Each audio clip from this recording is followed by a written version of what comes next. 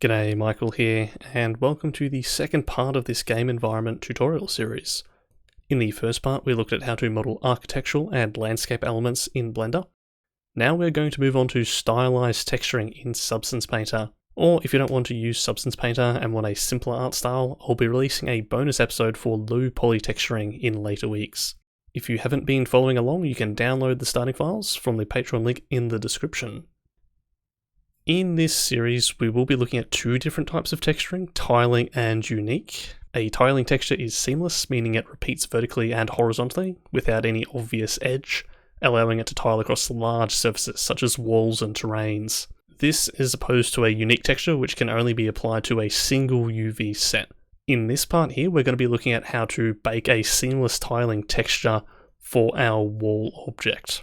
That does mean we do need a wall mesh to start off with, so like I said from last week, we made all of our models in here. I'm just going to be using this wall texture for this part of the tutorial. So I'm going to press Alt-G, and that will reset it back to the center of the scene. And then I'm going to press backslash, and that's going to hide everything else except for our wall.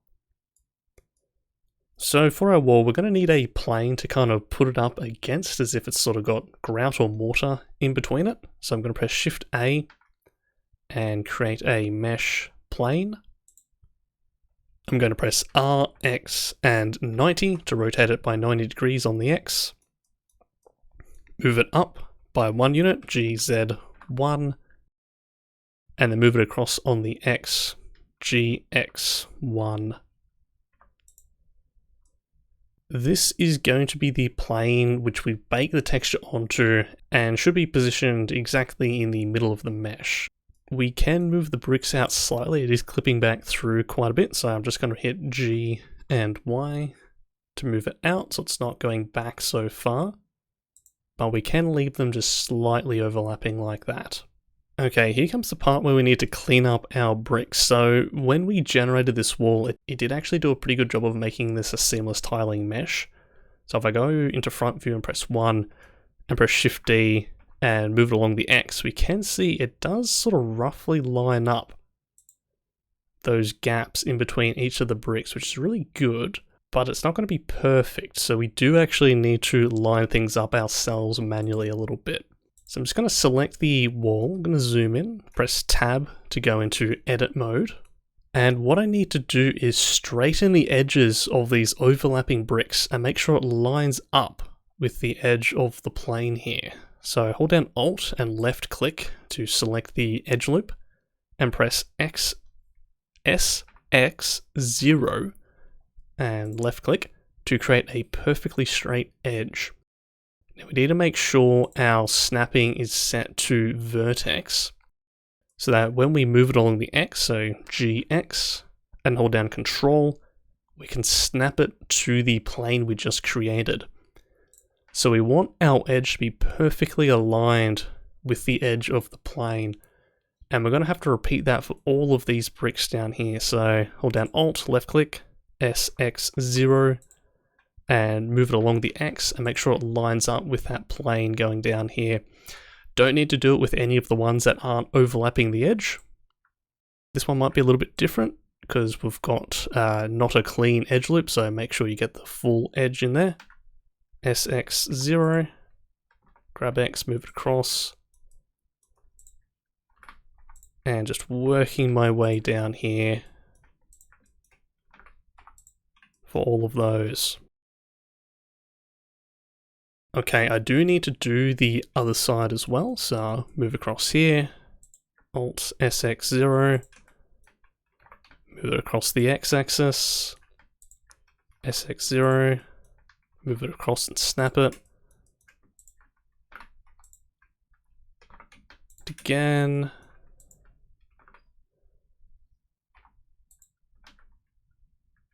Just making sure I've got all the back ones in. And this top one here, move that across. Okay, so we have all these edges perfectly aligned now. What we do from here is actually duplicate these overhanging bricks across to the other side. So if I just select an edge vertex here and press Ctrl L. That's going to select the full brick, all of the connected vertices. And I'm just going to move across and press Shift D and move it across the X-axis. And I want to make sure that this edge, again, perfectly aligns with this vertex. So grab X and hold Control, snap it there.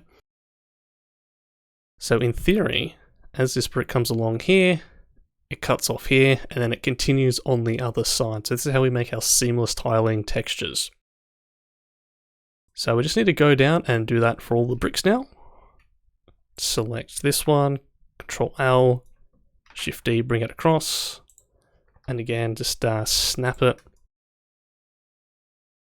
Shift D. And we want to make sure that it is snapping those edges there.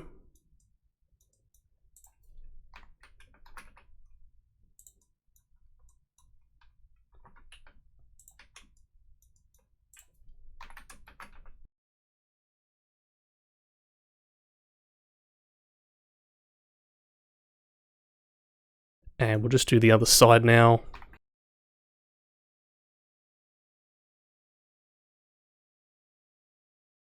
Okay, so we now have this tiling brick mesh going on here.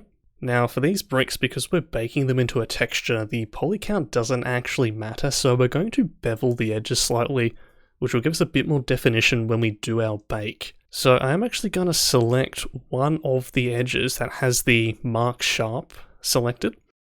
And then if I go to select similar, and sharpness, that's going to select all of the edges that have been marked as sharp. If I press N to bring up the side menu here, we have under the edges data a mean bevel weight. I'm going to increase that all the way up to 1.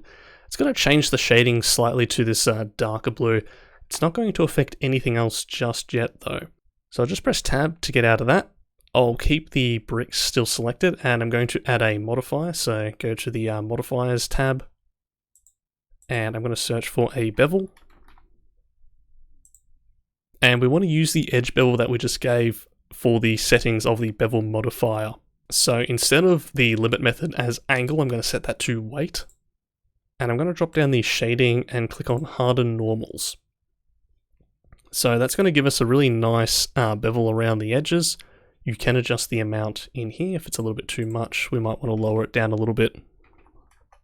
So that's the bricks all set up. We need to do a little bit more setup with the backplane, what it's going to bake onto. So we'll select the plane at the back there. We need to add a material to it, so we'll go to the material properties and we'll click on new. We'll call the material brick wall, and we can leave all of the default settings as they are. I'm now going to duplicate this brick wall, so I'm just going to go Shift D, Z, and go 2, and then Shift D, X, 2, Shift D, Z, -2, and I'm just basically going to duplicate this around the edges of my brick wall here. So when we're creating a seamless tiling texture, it's always good to have a larger canvas so we can see how the tiling works across a larger area. We're going to duplicate the original plane one more time. So making sure it's that center one in here. I'm going to hit Shift D, and I'm going to move it slightly forward on the Y-axis. So this one here is going to act as the concrete between the bricks, whilst the back plane is going to act as the material it's going to bake onto.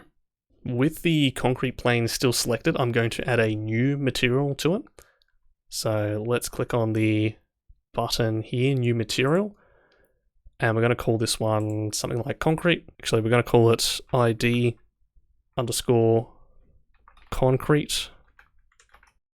We are going to give it a color.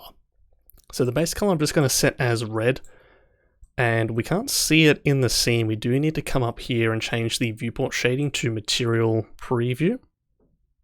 So we can see the red color coming through now.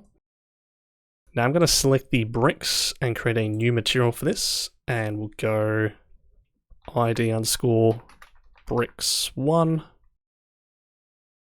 And let's just make this one blue.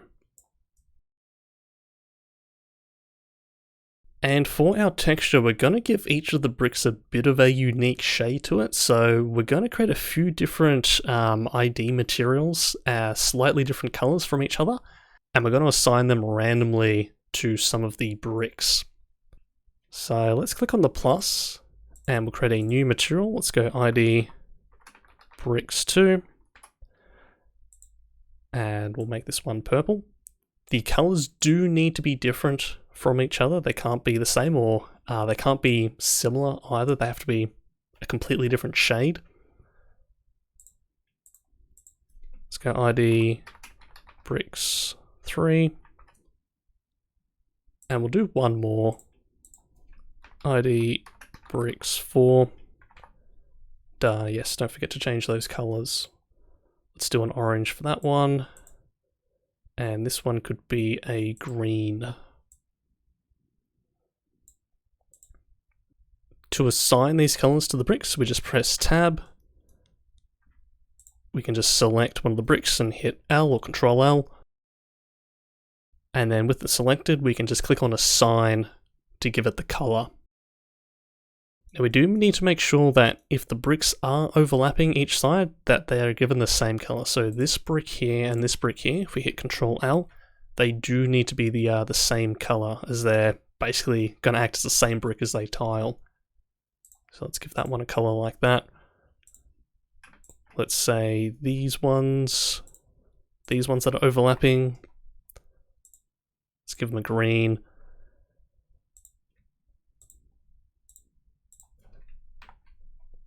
And let's go to these ones. We can give them the orange. And then for the middle ones, we can just assign whatever random colors that we want. So I'm just hovering over and pressing L.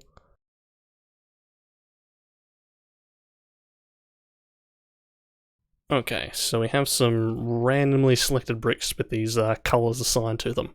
With that done, we need to export our meshes and bring them into Substance Painter. So we're going to select the original center back plane first. So this is the one without the color. This is the one we're going to be texturing onto. And we'll do a File, Export, and FBX. We're going to call this wall underscore low. And the only settings you need to apply here is tick on selected object, so only this object will be exported. Then click Export FBX. Now we need to select the concrete and the wall meshes. So the ones that have been colored in. And we'll go File, Export, FBX. And this one's going to be wall underscore high. High for high poly. Okay, inside of Substance Painter, we're going to go to File and New. The template can stay the same. For the file, we're going to click on Select. And we want to select the wall underscore low for this one. The document resolution, let's bump that up to 2K. And because we're going to be exporting this into Unity, we'll set the normal map format to OpenGL. You can use DirectX if you're going to be exporting it to Unreal. Then we'll click OK. So all we have in this scene is a flat plane at the moment. We're going to be baking that high poly mesh onto it now. To do that, go to the texture set settings, scroll down until you see the bake mesh maps. Click on that. That'll open up a new baking window. Set the output size to 2K. Click on the little button next to high definition meshes and select the wall high. That's going to import the wall mesh in here. You can see it's all red at the moment, these bricks, so we need to increase the max frontal distance. And as we do that, we can see that blue plane appear in front of it. So we want to make sure that none of the bricks are clipping through that plane. And then we can click on the Bake Selected Textures. So it's going to flash through all of these colors. It's going to bake a normal map, most importantly. It's also going to bake an ID map, which we can use for the texturing, as well as the position, curvature, and some other things. Click on Return to Painting Mode. And we can see we have all of this nice detail baked into our wall here. If we rotate around, we can see it is still actually flat. But looking at it front on, it looks really good. And if we press shift and right click, we can rotate the sun and we can see how the sun is reacting to the normals of the bake. Now I haven't saved my scene yet, so it's always a good idea to go to File and Save As after you create your project. Now to test our tiling texture, we actually want to export all of those planes which we made before inside of Blender. So let's hop back into Blender now. Now we want to select all of the planes that we made. Bit easier if we go into the outliner, select the top plane, shift select the bottom one. We don't want the concrete one in here, so just the plain white ones. They should all have the brick wall assigned to them. And we'll go File, Export, FBX, and we can actually overwrite the wall low. And we'll go Export. Jump back into Substance Painter and go to Edit, Project Configuration. For the file, click on Select and choose the low again and go OK. That's going to re-import it, except it's going to tile it. So this is what it's going to look like if we tile it across multiple faces or a much larger UV map. The benefit now is that if we paint on part of it, it's going to repeat it to all of the other sections, so we can get a really good idea about if there's going to be any obvious tiling artifacts when we're doing the texturing.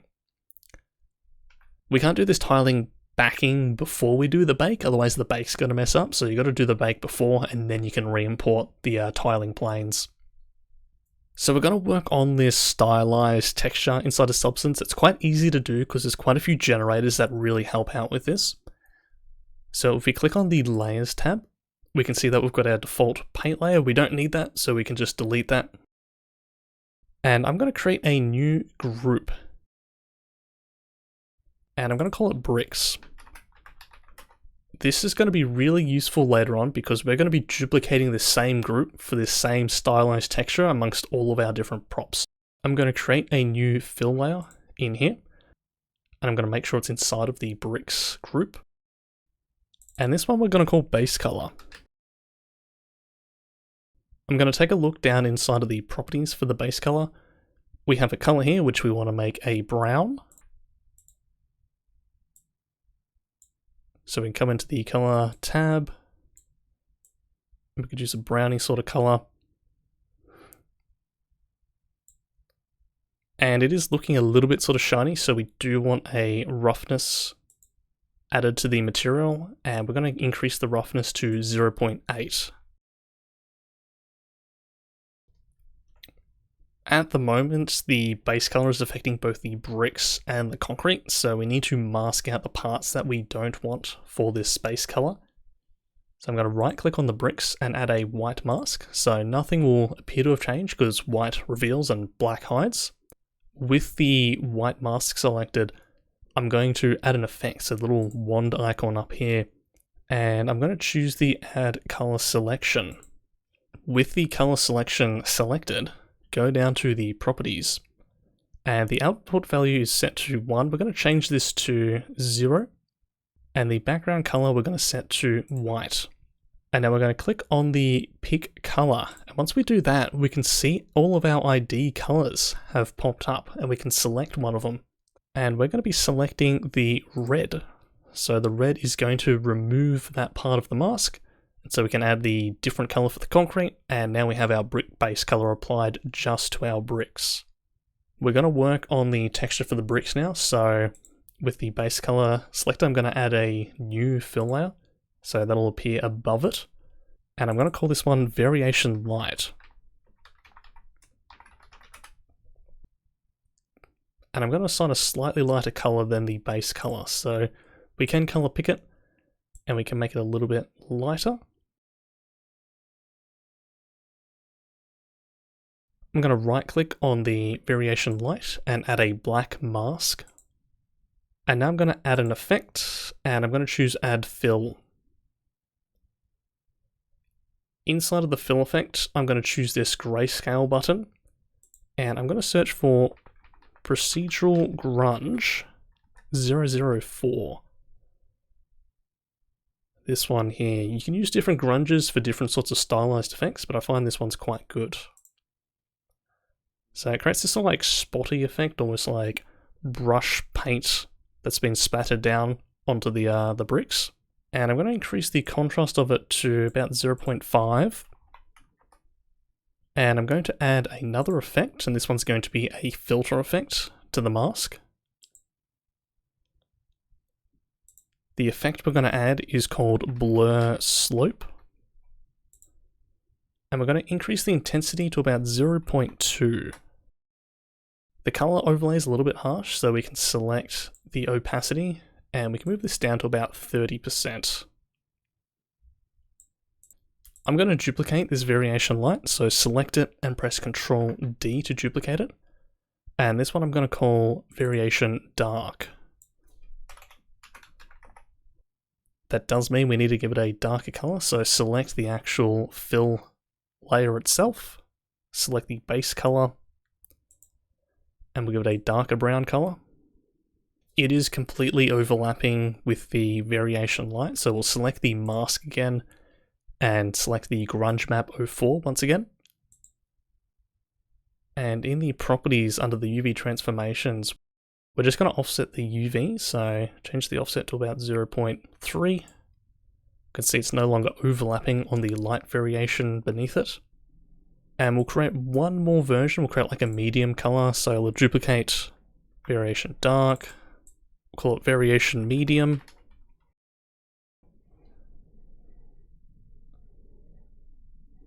Give it a slightly lighter color.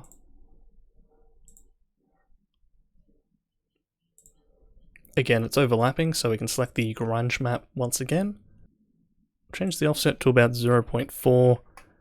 And we can also change the tiling size as well. We'll put that to 1.5. So far so good, but the bricks are lacking a little bit of that extra definition around the edges, so we're going to create some edge highlights now. Above the variation layers, we're going to add a new fill layer. And we're going to call this one Edge Highlights.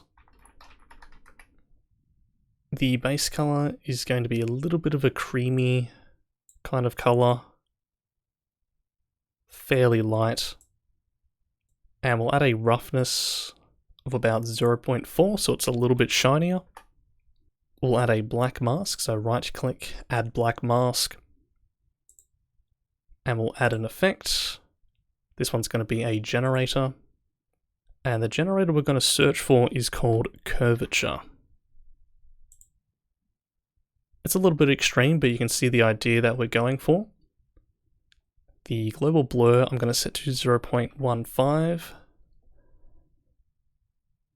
And then the balance is going to go all the way down to about 0.01. We can also bring the opacity of this layer down to about 50%. So we want fairly sharp but subtle edge highlights here. I'm going to duplicate this edge highlights layer, so hit Ctrl D. And this one I'm going to call Edge Highlights Soft. The opacity is going to go all the way down to 5%. And inside of the curvature settings, I'm going to increase the global blur to 0.6 and the global balance to 0.35. So it's going to create a much larger but softer highlight area. Above this edge highlights layer, I'm going to add a new fill layer. And we're going to call this one Roughness Grunge. I'm going to add a black mask. I'm going to disable the color and just use the roughness. And we're going to set the roughness to about 0.4. On the mask, I'm going to create a fill effect. And the fill effect I'm looking for is called Grunge Leaks.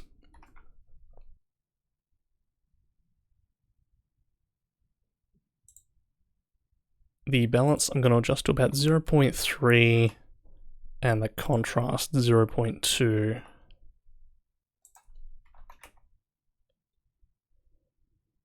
The drip length I'm going to increase to about 90. So it might be a little bit hard to see until you start moving the light around, so shift right click to move the light, and you can see as the light passes over, those grunge leaks sort of shine off the bricks. I want to add a little bit more to this roughness grunge, so select the layer, Control D to duplicate. I'm going to call this roughness grunge 2. And instead of the grunge leaks, I'm going to search for that grunge map 04 again.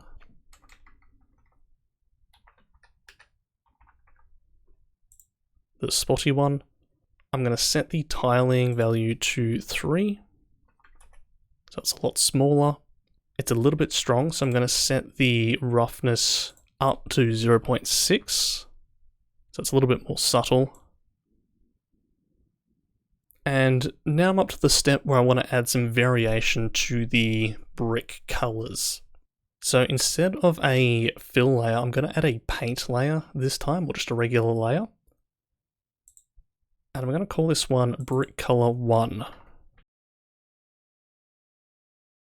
Make sure it's on top of the group, and then set the blending mode to pass through. I'm going to add a filter effect. Add filter. And the effect that I'm looking for is HSL Perceptive. With the HSL Perceptive selected, you can slightly adjust the hue, saturation, and lightness values. You don't need to go too far to get a really big change though, so let's make it fairly sort of subtle. Let's go 495 for the hue, and then the lightness I'll go 0.48. I'll add a black mask to the brick color, and I'll add a color selection effect where we can pick one of the colors on the ID map. So let's click on the orange bricks. It's a little bit subtle, so let's go back into the HSL Perceptive effect, and we might want to reduce the hue value just a little bit, make it a little bit more obvious.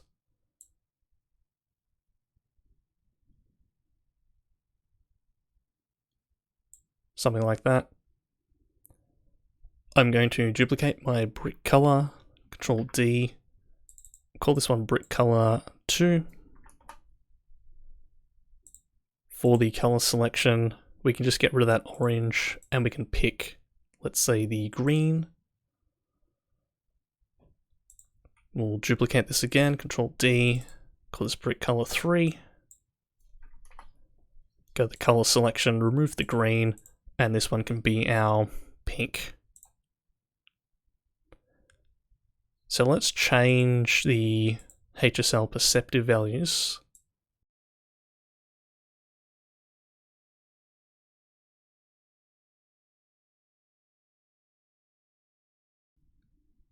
And so we now have some subtle differences in the brick colors. You can go more or less extreme depending on what style you want to go for. One more effect we're going to add is a bit of a lighting effect. So let's add in a fill layer. And we'll call this one lighting. We're going to select a light brown color.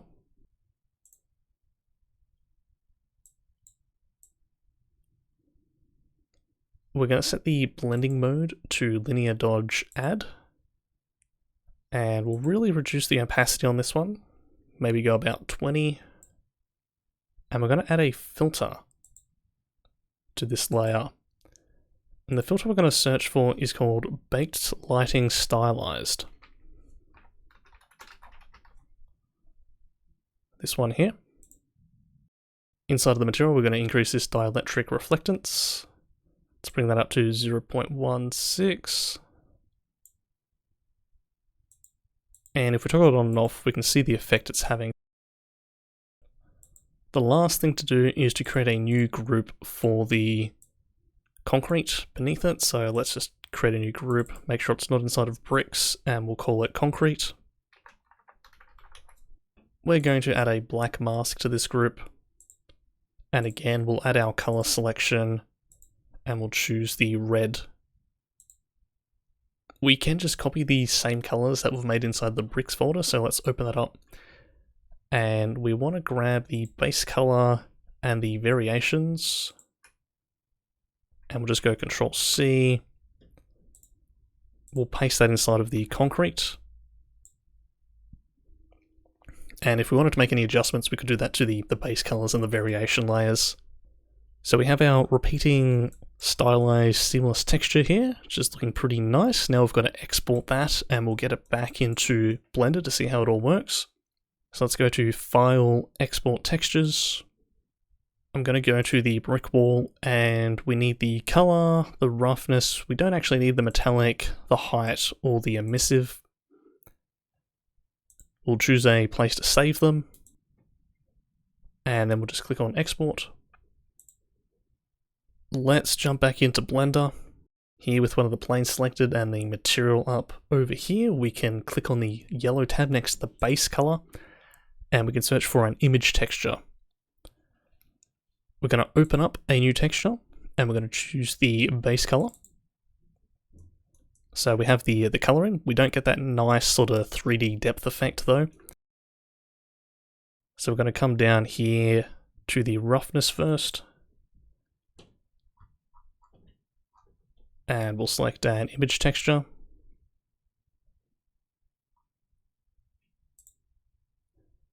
We'll open up the roughness so we get that shininess back. And then the final one down here under normal, we're going to click on that blue circle. We're going to select normal map. And then next to the color, we'll select image texture. And then we'll open up the normal map in there.